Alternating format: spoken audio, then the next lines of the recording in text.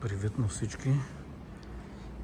Топла прясна Фабия Монте Карло от новото поколение.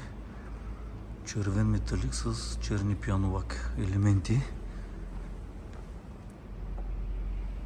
Шкода Кристал лайтинг е положението при фаровете. Има доста агресивни липчета на предната броня и даже странични парктроници на бронята към калника.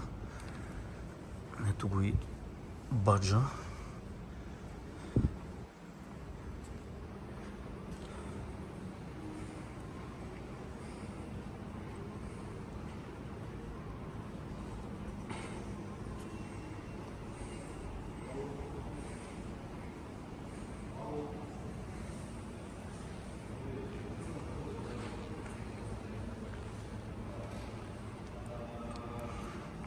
Експоната в шоурума на Евротек в Бургас е 41 000 лева за бензинов двигател с 115 конски сили, ръчна скорост на кутия.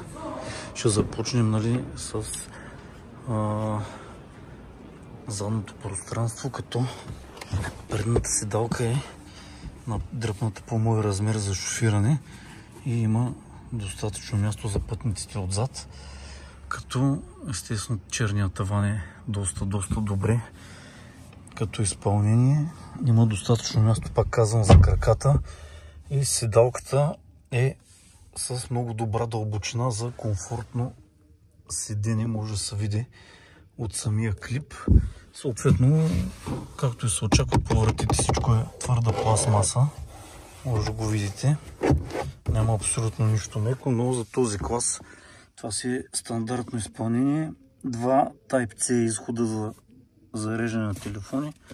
Съответно, дори при този най-нисък, така да се каже, клас, при първоначалната изработка няма абсолютно никакво скърцане, подчукване при после натиск с длан или каквото и да било като паразитни шумове в автомобила. Сега ще се преместим отпред.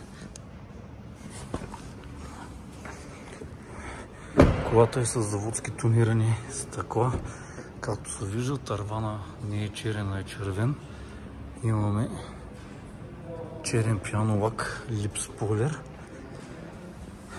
Отпред вече имаме имитация на карбон чрез кожа и лично за мен доста приятно в цвета на колата боядисани интериорни лайсни.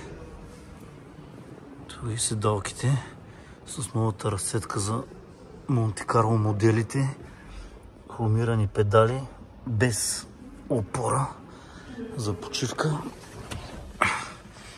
Тук няма кой знае какви изненади, освен хубавото дигитално табло, трилъчевия спортен волан и отново кожена имитация на карбон с декоративен шеф по таблото. Доста са приятни на допир, честно казано. Ръчна кутия.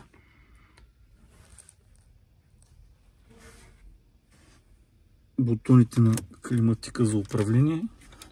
Като цяло доста е стегната колата.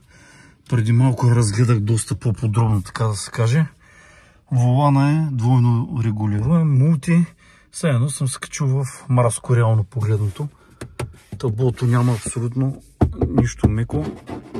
Всичко си е твърда пластмаса, но пак казвам, за този сегмент е абсолютно нормално това нещо.